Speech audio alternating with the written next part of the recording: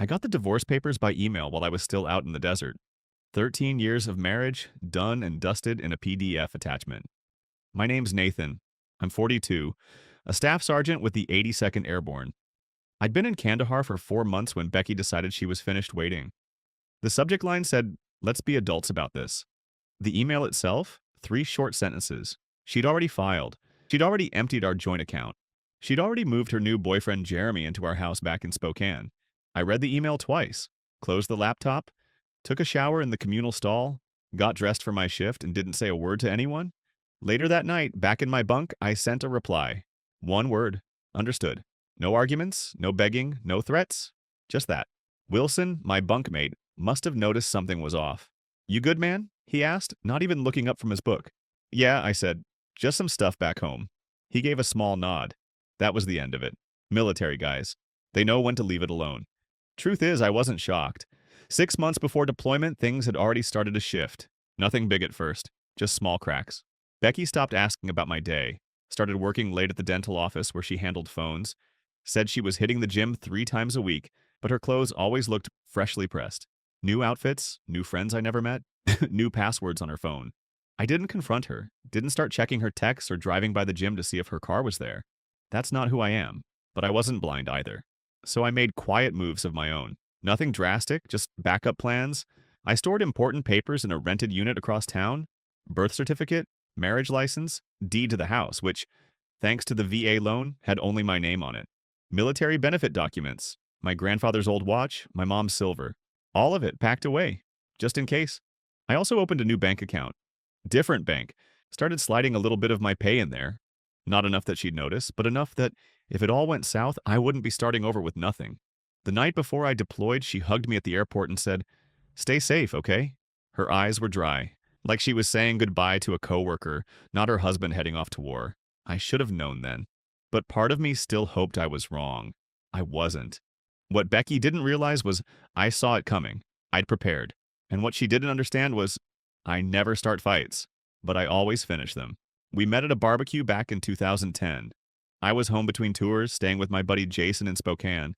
Becky was finishing nursing school, though she ended up working front desk at a dental clinic instead. Said it was less stress. We got married 8 months later. She used to say she was proud of my service, but I don't think she ever really got it. Her dad worked at a bank. Her brother's a pharmacist. No one in uniform in her family. She'd asked me when I was going to get a real job, not realizing that after 15 years, the Army wasn't something I was just passing time in. It was my career, my purpose. We bought our house in 2014. Nothing fancy, but it was ours. 3 bedrooms, little yard, quiet street. Mortgage was in my name because of the VA loan, but I added her to the deed. Because that's what you do when you're married. You share. My dad passed a year after we tied the knot. Heart attack while shoveling snow. My mom followed 3 years later. Lung cancer. Never smoked a day in her life. They left me a little money. Not a ton, but enough to wipe out our student loans and still leave us with a cushion. I deployed 4 times during our marriage. 2 tours in Iraq, 2 in Afghanistan. Every time I came home, Becky seemed a little more distant, a little more elsewhere, like she was stuck in a role she didn't want anymore. "I didn't sign up to be a military wife," she told me once, after I mentioned maybe re-upping for another 4. "I'm tired of being alone all the time." I got it. I really did. But the Army's the only place I've ever felt like I belong. I was good at my job. People relied on me, counted on me. But in 2019, things started shifting. Nothing major at first, just little things. Becky would get annoyed if I called during her girls' nights. She started bringing up how her friend Melissa divorced her husband and was living her best life now. Then came the comments, how we didn't have anything in common anymore. I suggested counseling. She said we were fine, just a rough patch, a phase. But then came the late nights at work, the weekend trips with friends I'd never even heard of, the new wardrobe, the gym membership she barely used. I should have confronted her, sure, but that's never been how I do things, never how I was raised. My dad taught me to think before I speak, be certain before I act. So I watched, and I planned, quietly, because my gut, it was screaming. And in this life, if you want to stay alive, you learn real quick. Always trust your gut. 2 weeks after the divorce email, I was sitting in the mess hall eating dinner when my phone buzzed. Notification from the bank app. Another withdrawal, this one for $88,500. Pretty much everything we had left. I put my fork down, opened the app, the joint checking account, down to $22.37. The savings, The $47,000 we'd built up over years? Gone. All of it. Moved to some account I didn't recognize. Murphy, one of the guys from my unit, looked over. Bad news? I locked my phone. Nah, just some account stuff. That night, I headed to the phone center on base. Called the bank. Spoke to a representative. Turns out Becky had been moving money for a while, slow at first. Small amounts here and there. But the big transfers? They started right after I deployed. When I hung up, I just stood there in the hallway for a long time, watching guys laugh, call their kids, their wives, their moms. Life going on. Normal. While mine was quietly falling apart. That's when Wilson found me. Heard from Alvarez you looked like you saw a ghost at dinner, he said. You good? I don't usually share personal stuff, not even with the guys, but Wilson, he once dragged me out of a firefight in Kandahar. I owed him. I trusted him. My wife emptied our accounts, moved her new boyfriend into our house. I said, sent divorce papers while I was on patrol last week. He didn't give me the usual, damn, I'm sorry, or that sucks, man. He just looked at me and asked, what's your plan? Not sure yet. He nodded. Let me know if you need anything. That night, I couldn't sleep. I pulled out my laptop and logged into the home security system. Becky probably forgot I could still access the cameras remotely, and there it was, some random truck in the driveway, a guy I didn't recognize walking our dog, drinking from my coffee mug, wearing my Seahawk sweatshirt, and Becky? She was laughing in the kitchen, my kitchen, the one I'd spent weeks remodeling during my last leave. Something changed in me right then. Not rage, not sadness, something colder, clearer. I closed the laptop, picked up my phone, started a list. Call James, my Army buddy who went to law school. Check VA loan terms. Contact Master Sergeant about emergency leave. Review home refinance paperwork. Something Becky mentioned a while ago. Check the locks and settings on my military pension accounts. I didn't feel broken anymore. Didn't even feel angry. I felt focused, like I was prepping for a mission. This wasn't about emotion now. It was about execution. At 0500 before shift started, I sent James an email. Subject, need legal help, discreet and urgent. His reply came an hour later. Call me, secure line only. I made the call, and by the time I hung up, I knew exactly what I needed to do. No yelling, no threats, no dramatic confrontations. Just wait, watch, and let her own choices become the trap. 2 months later, I was back in the U.S. Didn't tell Becky, didn't call, didn't text, checked into a cheap motel in downtown Spokane under a fake name. Called James. We met at a diner about 10 miles out of town. You look like hell, he said, sliding into the booth. Feel like it too, I replied. James handed me a folder. Everything we talked about. House deed, VA loan documents, bank records, and this. He slid over a separate sheet of paper. Found something interesting when I dug into your finances. It was a refinance application. My name, my signature. Except it wasn't my signature, not quite. Someone had tried to copy it, but they'd messed up. Wrong middle initial. The strokes were off, not mine. Becky did this? I asked, though deep down, I already knew. James nodded. 3 months ago. Pulled out $330,000 in equity. That kind of loan requires your signature. VA loans in your name only. So she forged it, I said. Took out a loan on our house, drained the accounts, and divorced me. Busy woman, James said, dry. Then he added, it gets better. She listed her boyfriend as a co-applicant. Jeremy, right? I nodded slowly. Well, James went on. He's got a record. 2 DUIs and a fraud charge from 2019. I took a deep breath. What are my options? There's a few, James said. But first you gotta decide. What do you want? I sat with that. I want what's legally mine, I said. And I want her to understand consequences. James gave a small smile. Then here's what we do. The next day I drove past the house. Our house? Her car was in the driveway. His truck wasn't. I parked a few blocks away, just watched for a while. I thought about walking up, ringing the bell, saying something. But that wasn't the plan. Instead, I drove to the bank. Met with the loan officer who handled the refinance. Showed him my military ID. Showed him the real signature on my license. Then I showed him the forged paperwork. His face drained of color. I'll need to report this immediately, he said. I understand, I replied. I've already filed a police report. That night, I got a text from Becky. Who've you been talking to at the bank? Jeremy said someone was asking questions. I didn't reply. The next morning, I went to the county clerk's office. Filed official paperwork contesting the refinance due to fraud. Filed a notice that no changes could be made to the property without my consent. 2 days later, Becky called. I let it go to voicemail. Nathan, we need to talk. The bank called about the house. What are you doing? If this is about the divorce, we can discuss it. Like adults. Like adults. Same line from her email. Still, I didn't respond. That afternoon, James called. They've frozen the refinance funds, he said. And there's more. Your wife's boyfriend. He's been driving your truck, right? The one still in your name? Yeah. He got pulled over this morning. Driving on a suspended license. From those DUIs. Truck's been impounded. Good, I said. He also had some interesting stuff in the vehicle. Prescription pads from the dental office where Becky works. I sat up straight. They weren't blank, James added. I closed my eyes. She's been stealing prescription pads? Looks like it. Police are looking into it. I hung up and just sat on the motel bed, staring at the wall. This was bigger than I expected. Part of me wanted to call her, warn her, maybe even ask what the hell she was thinking. Old instincts, old habits. But then I remembered the security footage, the stranger in my sweatshirt, my dog walking with some guy I'd never met, her laughing in my kitchen, my life given away like it was nothing. This was the path now. No turning back. And honestly, I didn't want to. The next morning, I met with the bank's fraud investigator. His name was Thompson. Short guy, tired eyes, coffee stain on his tie. This happens more than you'd think, he said, spreading out documents across the desk. Spouse deploys, other spouse sees an opportunity. What happens now? I asked. We froze the funds from the fraudulent refinance, he said. But there's a problem. What kind of problem? Some of the money's already gone. I leaned in. How much? Thompson hesitated. I'm not supposed to share that information. Thompson said it like it was policy, but I wasn't hearing it.